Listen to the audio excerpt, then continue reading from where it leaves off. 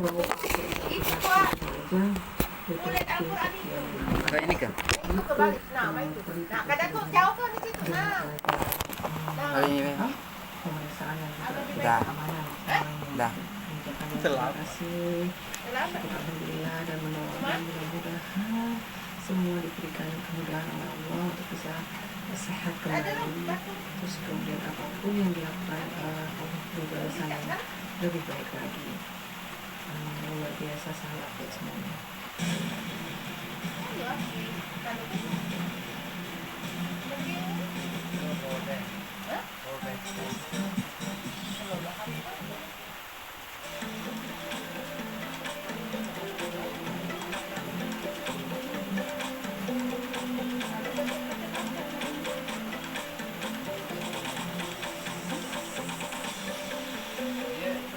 Seorang pria tanpa identitas ini ditemukan warga tergeletak lemas di taman di kawasan Pulau Gebang, Cakung, Jakarta Timur. Warga tak berani memberi pertolongan karena sang pria tua tersebut mengalami demam tinggi. Khawatir akan persebaran virus corona, warga lalu meminta bantuan polisi dan tim medis.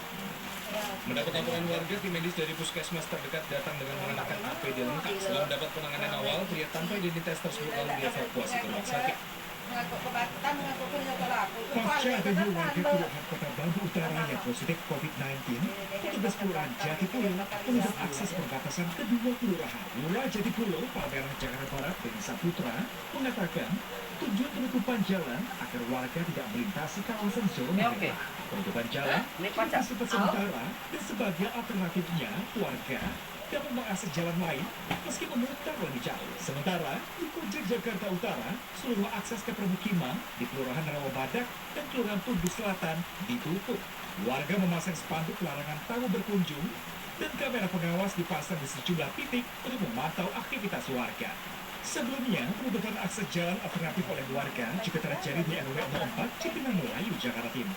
Sementara itu, Gubernur DKI Jakarta Anies Baswedan sudah mengajukan rencana karantina wilayah ibu kota ke Presiden Jokowi.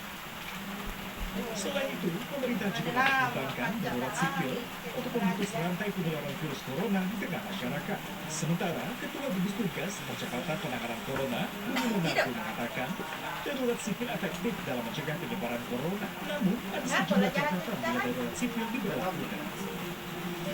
Kebijakan pembatasan sosial berskala besar diambil pemerintah dengan dilengkapi sanksi hukum bagi pelanggar. Hal ini untuk menjamin masyarakat tinggal di rumah dengan menjalankan social distancing dan memutus rantai penyebaran corona. Sementara, darurat sipil akan diambil sebagai langkah terakhir bila pembatasan sosial berskala besar dengan penegakan hukum tidak lagi efektif. Kebijakan pembatasan sosial berskala besar dalam menghadapi penyebaran virus corona atau COVID-19 yang sedang disiapkan oleh Presiden Joko Widodo sebagaimana disampaikan saat rapat terbatas pada hari Senin 30 Maret 2020 tentunya perlu didampingi oleh kebijakan darurat sipil. Mengenai lebih dalam tentang darurat sipil, yakni kondisi yang dianggap memiliki gangguan atau ketertiban umum sehingga harus ada pembatasan sampai ke ruang privasi publik. Serangkaian aturannya pun telah tertuang dalam peraturan pemerintah pengganti undang-undang atau Perpu nomor 23 tahun 1959 tentang pencabutan undang-undang nomor 74 tahun 1957 dan menetapkan keadaan bahaya. Aturan ini menerapkan 3 tingkatan keadaan berbahaya dari yang terendah hingga tertinggi, yakni keadaan darurat sipil, keadaan darurat militer, dan keadaan perang. Dalam kondisi bahaya, Presiden akan memegang kekuasaan tertinggi di pusat. Ia juga memiliki wewenang mencabut keadaan bahaya tersebut. Hal ini tentunya berbeda dengan social distancing yang sejak awal telah dijalankan oleh pemerintah, di mana pembatasan sosial atau social distancing merupakan salah satu upaya kekarantinaan kesehatan demi mencegah meluasnya penyebaran penyakit. Dampak dari penetapan status darurat sipil pun dianggap cukup luas. Pemerintah berhak membuat ketentuan rapat, pertemuan atau kegiatan di luar dengan izin tertentu. Pemerintah pun berhak membatasi atau melarang warganya untuk memasuki gedung-gedung, lapangan, tempat kediaman untuk beberapa waktu tertentu. Dari setiap peraturan-peraturan yang telah dibuat tentunya akan berdampak pada masyarakat, termasuk peraturan dalam penanganan wabah corona di Indonesia, terlebih jika darurat sipil ini diberlakukan. Sesuai dengan Pasal 18, masyarakat akan terdampak pada keterbatasan kebebasannya, di mana penguasa berhak menentukan dan membatasi pertemuan, rapat serta perkumpulan melalui izin secara penuh atau bersyarat.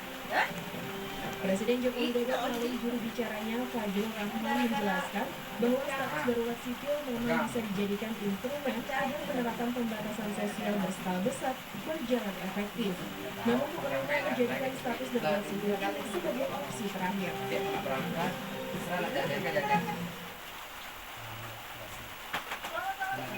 Bertemu lagi dengan saya, Rania Tania, yang akan menemani Anda dengan rangkaian informasi menarik yang terkait di sekitar kita dan tentunya nih telah dikemas secara apik dalam Top 5. Di tengah kondisi epidemi corona di Indonesia, topik mengenai lockdown, aturan sipil hingga karantina wilayah menjadi perbincangan yang mengundang pro dan kontra tentunya.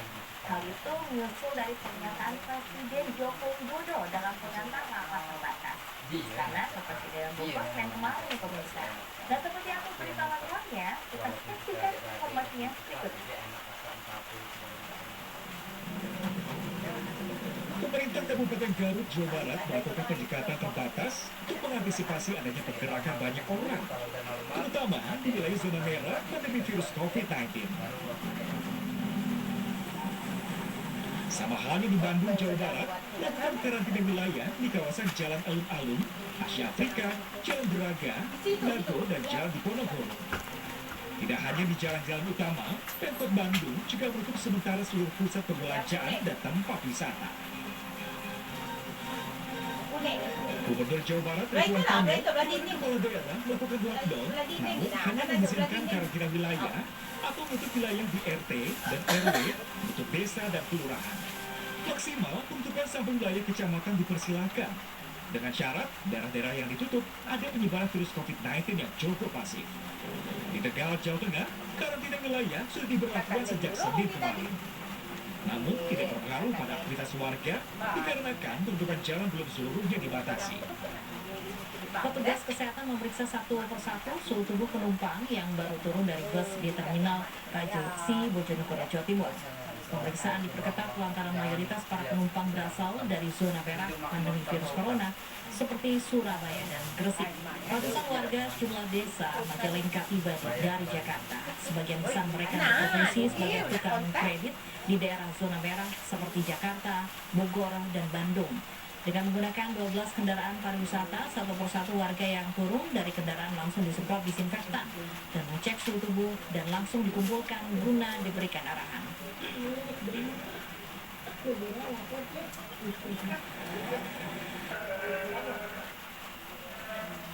Petugas gabungan dari Polres Jakarta Timur dibantu Satbrimob Polda Metro Jaya, Dinas Pemadam Kebakaran, Satpol PP dan Palang Merah Indonesia melakukan penyemprotan disinfektan di sepanjang ruas jalan protokol di wilayah Jakarta Timur. Dalam kegiatan ini petugas mengerahkan 1 unit water cannon dan 2 unit mobil pemadam kebakaran yang mampu mengangkut hingga 18.000 ton cairan disinfektan. Dalam kegiatan ini, petugas juga sempat melakukan penyemprotan di salah satu panti sosial di kawasan Cipayung, Jakarta Timur. Petugas mengimbau kepada masyarakat untuk tetap di rumah dan mematuhi anjuran physical distance untuk mencegah semakin meluasnya wabah virus COVID-19. Setidaknya 1 orang tewas dan 127 lain terluka pada hari Senin setelah rangkaian kereta api tergelincir di Provinsi Hunan, Cina. Kereta keluar dari rel setelah melewati tanah longsor di Chenzhou. Setelah tergelincir, kereta genset terbakar, menyebabkan asap mengepul ke udara. Setidaknya 4 orang di dalam kereta dibawa ke rumah sakit dalam kondisi kritis. Kereta berangkat dari Chinan di Provinsi Shandong ke Guangzhou, ke Provinsi Guangdong sebelum tergelincir. Aduh, kita doakan yang luka-luka bisa cepat sembuh dan mudah-mudahan tahun ini nggak ada musibah lagi ya pemirsa. Amin. Nah, untuk berita selanjutnya nih, kalau social distancing sudah dilakukan, karantina juga sudah.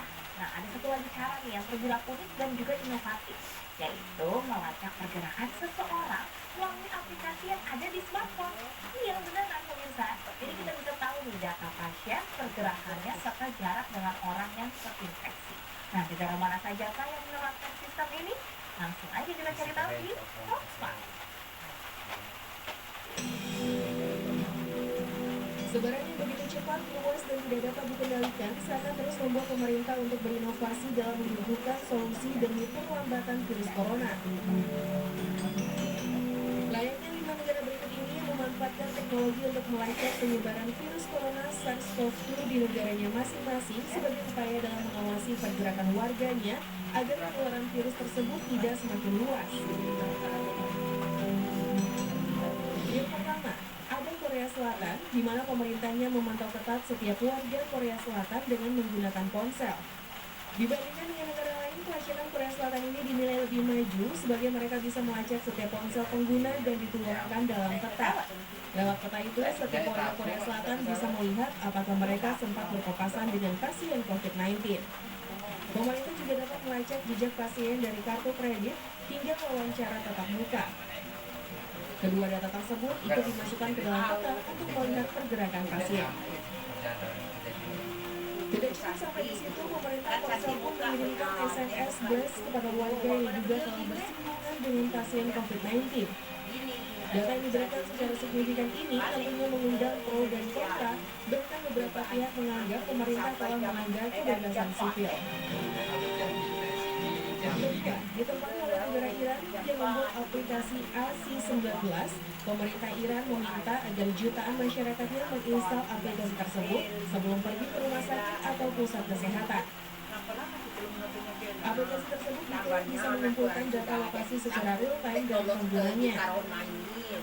Namun sayang, aplikasi AC-19 kini telah dihapus dari Google Play Store. Ketiga, Singapura. Sebagai negara yang dianggap baik dalam penanganan virus corona ini telah meluncurkan aplikasi Trace Together. Hasil pengembangan Badan Teknologi Pemerintah dan Kementerian Kesehatan yang dapat melacak orang dalam jarak 2 meter dari pasien yang terinfeksi COVID-19. Tresti hanya mengidentifikasi orang-orang yang berada di jarak dekat dalam waktu 2 hingga 30 menit dari pasien COVID-19 dengan menggunakan teknologi kabel Bluetooth. Keempat, Taiwan, yang memiliki jarak terdekat dengan China, juga membuat aplikasi untuk melacak dan memperingatkan pihak berwenang ketika seseorang yang seharusnya dikarantina malah meninggalkan rumah. Aplikasi ini diberi nama Electronic Fancy. Kebijakan tersebut dibuat untuk menghentikan orang keluar dan menyebarkan infeksi. Dalam waktu 15 menit, otoritas dan polisi setempat akan menindak siapa saja yang memicu peringatan dari aplikasi tersebut. Kelima, negeri Paman Sam atau Amerika Serikat.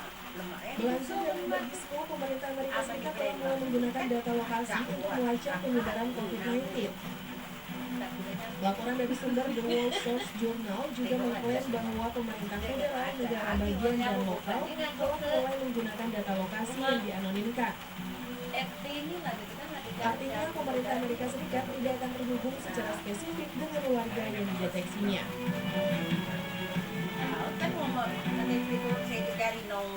Topal masih memiliki sejumlah informasi menarik lain, di antaranya cara yang tidak biasa untuk mengurus jenazah korban virus corona. Untuk itu jangan kemana-mana pemirsa, tetaplah di Topal.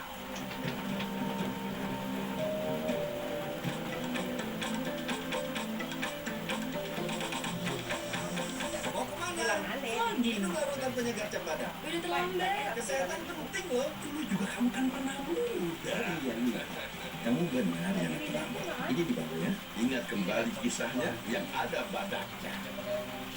Cat tembok eksterior Sanggar Oliver 15 tahun melindungi dari masalah ruangan panas. 15 tahun tangguh melindungi. Rumah lebih sejuk, warna tidak pudar, tembok tidak bisa. Cat tembok eksterior Sanggar Oliver. Ini tentang semangat menjaga ibu pertiwi. Ketika sampah semakin bersarang, kami sadar harus mulai bergerak. Dengan ubah kebiasaan lama melalui hal-hal sederhana. Semangat warga Kampung Berseri Astra Pulau Pramuka dalam mengurangi penggunaan plastik sekali pakai sejalan dengan semangat Astra terpadu untuk Indonesia. Saatnya bergerak bersama.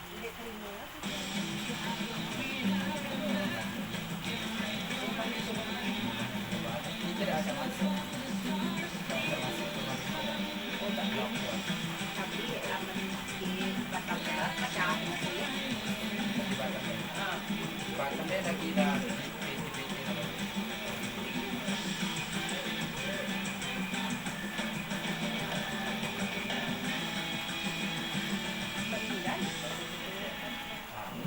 do you want to be when you're done here? Be better. Be the best you. Drink UC 1000 lemon water or orange water. The unique electrolyte drink with 1000 milligrams of vitamin C. Getarkan ruang keluarga Anda dengan gelegar suara Polytron Cinemax Soundbar. Cukup tambah 200 ribuan, dapat speaker soundbar senilai 1,3 juta. Ganti TV Anda ke Cinemax Soundbar sekarang juga. Polytron.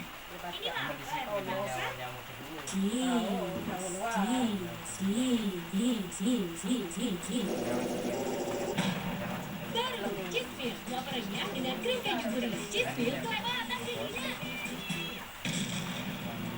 Getarkan ruang keluarga Anda dengan gelegar suara Polytron Cinemax Soundbar. Cukup tambah 200 ribuan, dapat speaker soundbar senilai 1,3 juta. Ganti TV Anda ke Cinemax Soundbar sekarang juga. Polytron. Gimana sih? Gampang kan? Percaya deh sama yang muda. Nah, kalau flu, percayanya sama Decolgen. Decolgen dengan 3 aksi jitu, efektif redakan gejala flu. Berhasil. Decolgen. Jadi kemarin handphone tadi kita Getarkan ruang keluarga Anda dengan gelegar suara Polytron Cinemax Soundbar. Cukup tambah 200 ribuan, dapat speaker soundbar senilai 1,3 juta. Ganti TV Anda ke Cinemax Soundbar sekarang juga. Polytron. Aku cuma mau kasih tahu, kalau nabung itu ada 2 cara. segala macam dikasih tahu. Satu cara ribet, Kalau keadaan kesehatan Bukan yang bicara uang buku tidur di nomor bukan namanya roti. ada juga kan banyak versinya gitu nak. Kita nak minat email. 2 cara simple. Sesimpel nabung di BCA. Bukan tabungan aja, bisa lewat BCA Mobile. Ya kan, Steph? Iya dong. Triana. Getarkan ruang keluarga Anda dengan gelegar suara Polytron Cinemax Soundbar. Cukup tambah 200 ribuan, dapat speaker soundbar senilai 1,3 juta. Ganti TV Anda ke Cinemax Soundbar sekarang juga. Polytron. Sakit kepala di sini atau di sini? Tenang, sakit kepala satu solusinya. Minum Paramex.